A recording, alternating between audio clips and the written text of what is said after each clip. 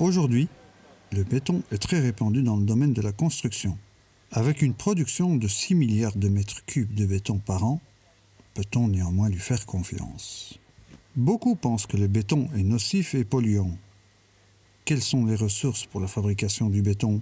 Est-ce que le béton est écologique finalement?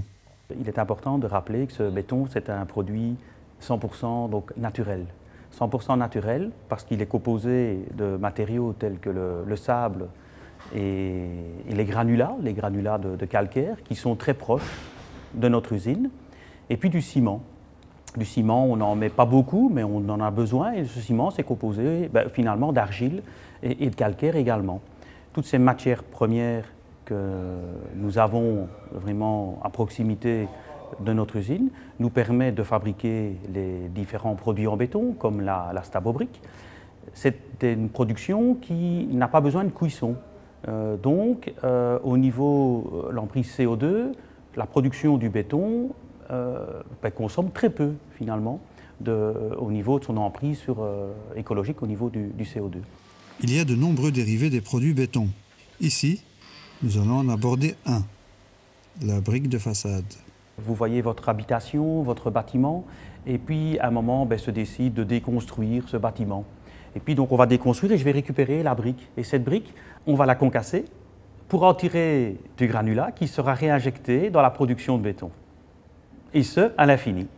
En effet, je dirais aussi que cette brique est totalement recyclable à l'infini, mais j'ajouterais encore qu'elle est déclinable à l'infini selon les demandes et les exigences créatives des concepteurs de projets.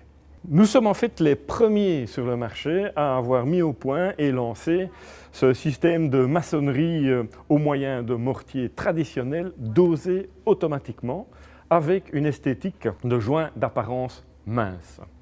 La différence entre ces briques-ci en texture clivée et les briques traditionnelles, c'est le joint de 1 cm qu'on va utiliser dans le système traditionnel et qui ici sera remplacé tout simplement par un joint de 3 mm. Autant dire qu'on a un effet très massif au niveau de la façade, au niveau du parement, qui est en fait l'effet recherché par les concepteurs de projets et par les architectes. Maintenant, vous avez également un deuxième avantage, c'est la texture clivée qui est de la brique, vous offre en fait des effets de ombre et lumière qui vont animer la façade tout au long de l'année. En fonction de l'angle d'éclairage, un éclairage artificiel, un éclairage naturel, vous allez avoir une façade qui s'anime et qui devient réellement vivante tout au long de l'année, tout au long des saisons. La Stabobrick clivée est la digne héritière du savoir-faire de Betorix, qui est reconnue par les professionnels depuis plus de 30 ans. On a au départ une coloration dans la masse à haute pigmentation avec des pigments de première qualité et une composition de briques avec des matières premières de tout haut niveau. Tout ceci garantit bien entendu la longévité et des performances du produit et de l'atteinte dans le temps. La Stabobrick s'adapte donc à tout type de projet, contemporain ou traditionnel, en offrant une esthétique originale et innovante.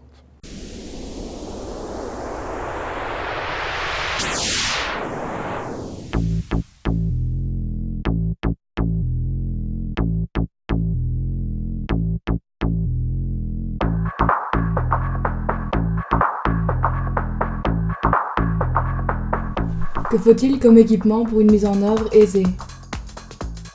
Des briques, une truelle, une bassine, un niveau, des seaux, du fil jaune, du fil bleu, un crayon et un mètre, une grande meule, une perceuse, une visseuse et des embouts, des clous et des vis, une brosse métallique, des guides, du sable blanc, du ciment blanc et un mélangeur.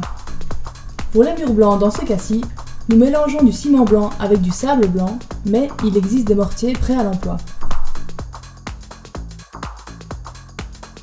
Les briques du premier tas doivent être posées sur un lit de mortier d'une épaisseur optimale de 10 à 20 mm. Pour un appareillage à joints alternés, les briques du premier tas sont à placer idéalement suivant un pas de 200 mm. Les tas suivants doivent être ajustés en fonction du premier tas. Cette technique compte parmi ses avantages une économie de temps due à sa facilité de pose, une importante économie de mortier, voici comment faire votre mise en œuvre.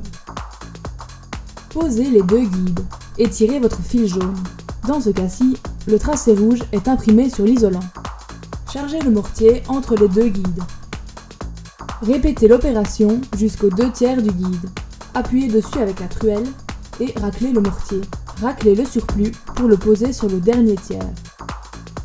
Tirez les guides avec la truelle, le lit de mortier est parfaitement dosé. À chaque ligne, vérifiez le niveau horizontal et vertical. Une mise en œuvre sans débordement de mortier et une face visible sans salissure, une humidification et un temps de séchage réduit, ou encore un impact des produits en béton sur l'environnement assez faible.